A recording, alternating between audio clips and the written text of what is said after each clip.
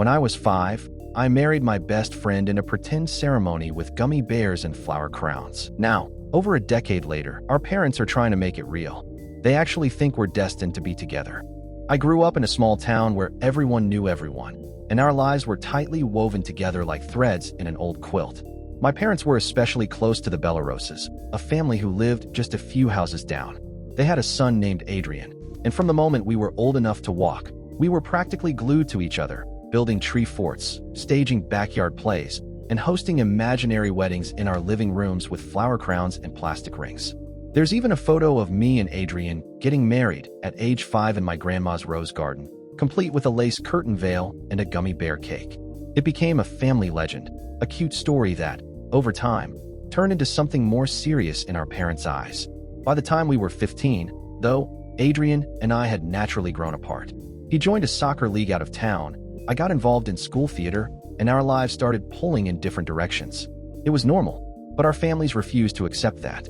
They clung to that photo like it was a prophecy. As high school rolled on, Adrian and I barely saw each other. We were still friendly, polite smiles at community events, the occasional house school. But nothing deep. I started dating someone named Eli, a kind, curious soul who made me feel truly seen. Adrian, I heard through the grapevine, was dating a girl named Mia, someone he met through his university's robotics club. When I told my parents about Eli, they froze. "Oh," my mom said with a smile that didn't reach her eyes. "That's unexpected." "Does Adrian know?" my dad asked. That question puzzled me. Why would Adrian need to know? He and I were barely part of each other's lives anymore. But I shrugged it off. Later that night, I overheard my parents talking in hushed voices about plans they'd had since we were kids and how Adrian's the right one. I remember sitting on the stairs, suddenly chilled despite the summer heat. It was the first time I realized they were holding on to something I had long let go. Months passed, and life moved on. I was thriving in my college literature classes, Eli and I were still going strong, and I rarely thought about Adrian. Until one day, I got an invitation, hand-delivered by my mother, to a small family brunch at the Bellaroses' house. I knew better. Sure enough, it wasn't small. And it wasn't just family. Adrian was there, so was Mia, his girlfriend, and so were about 15 relatives between both families. It felt staged. There was even a centerpiece on the table with 2 initials, A+L, my initials, and Adrian's. I caught Adrian's eye from across the table. He looked as confused and trapped as I felt. Later, while awkwardly refilling our drinks in the kitchen, he whispered, "I think they're trying to marry us off." I laughed, hoping he was joking. But then he pulled out his phone, showed me a group chat his mom was in called Operation Wedding Bells, filled with messages like, "Just a matter of time. We'll make them see it." Adrian and I sat outside after the brunch, both a little shaken. We hadn't truly talked in years, but this bizarre family plot threw us back into each other's lives like we were still those backyard kids in flower crowns. "I'm with Mia," he said firmly, almost like he was reminding himself. "And I love Eli," I replied, not quite believing I had to clarify that to anyone. We made an agreement right there. If our families kept pushing this fantasy, we'd gently, but clearly set boundaries. No more harmless jokes, no more secret brunch setups. We were adults. We deserved to live our own lives. It worked for a while. Things cooled off. Mia and Adrian got engaged a year later, and I was genuinely happy for him. I even sent a gift, an antique poetry book I knew he'd love. And surprisingly, he invited me to their engagement dinner. There, I met Mia properly for the first time. She was warm, sharp, and curious, and she had heard all the legends. "You're the Lily?" she laughed. "The one Adrian married when he was 5? I groaned. That story will haunt me until the grave. But we got along. Really well, in fact. So well that we ended up talking the entire night. Mia and I kept in touch after the engagement dinner. It started with a few messages, sharing book recommendations, funny memes about overbearing families, and eventually deeper chats about life, identity, and pressure. She confided in me about her fears around marrying into Adrian's family. "They treat me like a placeholder," she said once. "Like I'm standing in the way of their dream ending." It hurt to hear that, but I understood. I promised her, repeatedly, that Adrian and I were just a nostalgic footnote in a story only our parents were still clinging to. Ironically, the more I reassured Mia, the more I found myself reconnecting with Adrian. It started with logistical things, helping coordinate surprise details for the wedding, suggesting vendors, writing part of a speech. But old habits crept in. Inside jokes, long conversations, memories we didn't know we still shared. We never crossed a line, but the emotional closeness was undeniable. One night, after dropping off some handmade favors for the wedding, Adrian stayed a bit longer. We sat on my front steps, laughing about a camping trip gone wrong when we were 8. Then, silence. "I miss this," he said quietly. I didn't know what this meant, and I wasn't sure I wanted to ask. After that night on the steps, I kept my distance. Not because anything happened, but because something could, and that terrified me. Eli noticed I was quieter, more distracted. I told him it was just work and family stress, which wasn't exactly a lie. Then, just when I thought things had settled again, another surprise hit. Adrian's mother posted the infamous childhood wedding photo of us online with the caption, "Some bonds are written in the stars." Within hours, it was reposted by half the family. People were commenting things like, "Always knew these two were meant to be," and "Adrian and Lily forever." Mia saw it. Of course she did. She sent me a screenshot with a single message. "Is this still a joke to you?" I immediately called her, tried to explain it had nothing to do with me, that it was just our families being over the top. But she was hurt, tired, and most of all, unsure. Not just about me, but about Adrian too. "I feel like your shadow's everywhere," she said. "And I'm marrying someone who doesn't even realize he's still chasing a ghost." The wedding was only 3 weeks away when I got a message from Adrian. "Can we talk?" We met at a quiet cafe outside town. He looked tired, emotionally drained. "Mia asked me if I was still in love with you," he said. I froze. "What did you say?" He looked down. I told her no, because I'm not. But I also told her, "I don't know what I'm feeling anymore." That made everything worse. I told him, again, that we were friends, that we had to be, that his relationship was real and worth fighting for. But the fact that we even needed to say those things made it clear something had shifted, whether we wanted it to or not. A few days later, my brother invited me out for lunch to get my mind off things. When I showed up, I was confused to find balloons, cake, and people clapping. It wasn't lunch. It was Adrian's bachelor party. I didn't want to come, Adrian whispered to me when I cornered him. They tricked me too. We spent most of the night awkwardly avoiding each other.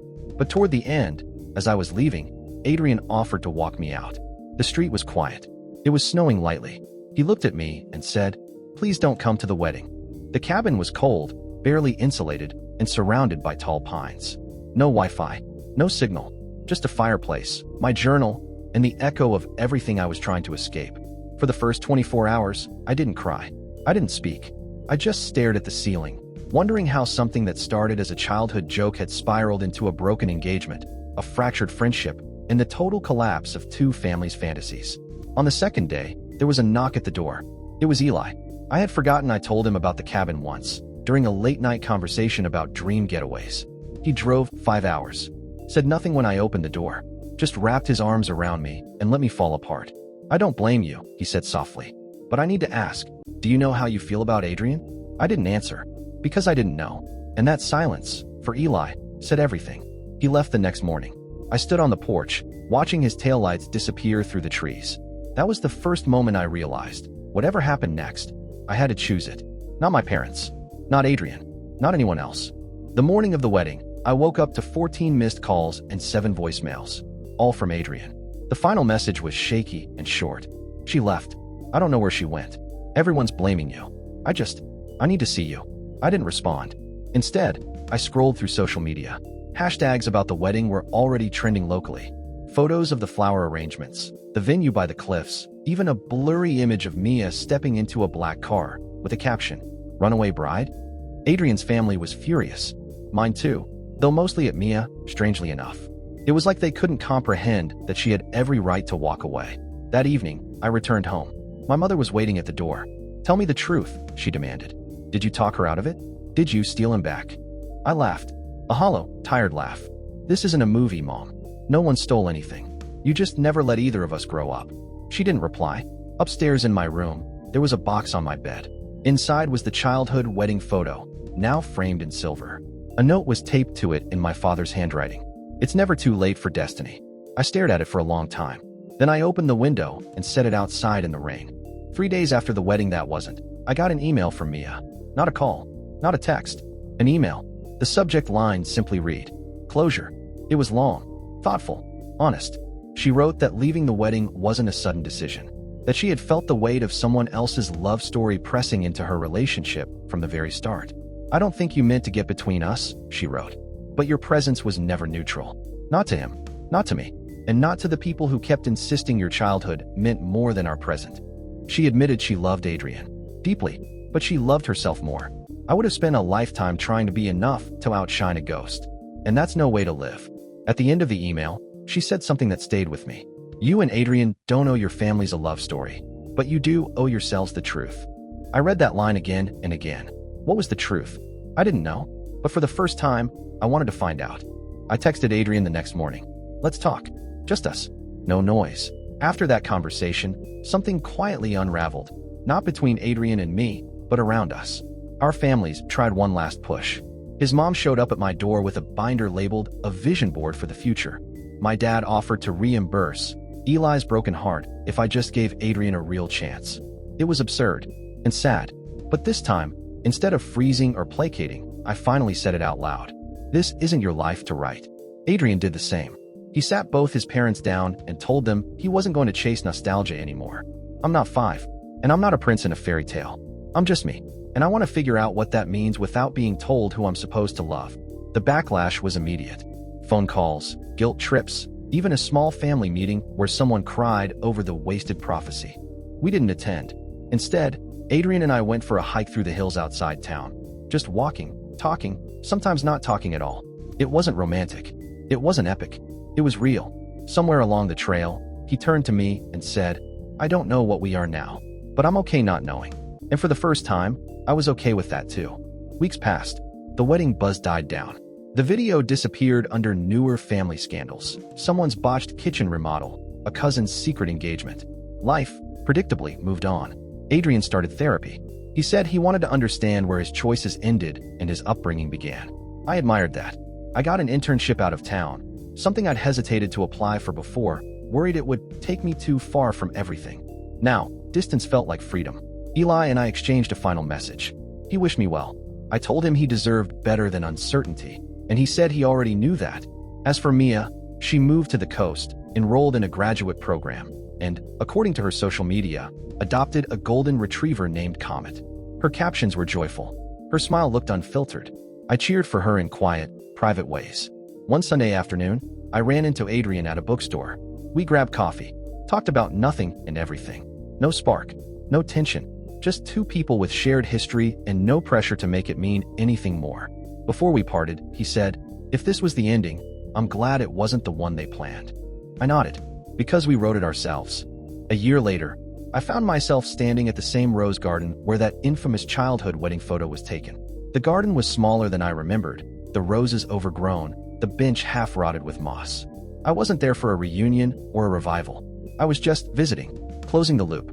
I sat down and pulled out my journal, the one I'd nearly filled that year with letters I never sent, thoughts I never voiced, versions of myself I'd outgrown. I wrote one last entry. There was no fairy tale, no wedding, no tragic heartbreak, just people who learned, eventually, to choose for themselves. That's the real happy ending. A breeze passed through the garden, rustling the petals. I smiled. I didn't end up with Adrian. He didn't end up with Mia, and I wasn't sure who I'd end up with next. But for once, it didn't matter. Because for the first time in my life, the story I was living was entirely mine.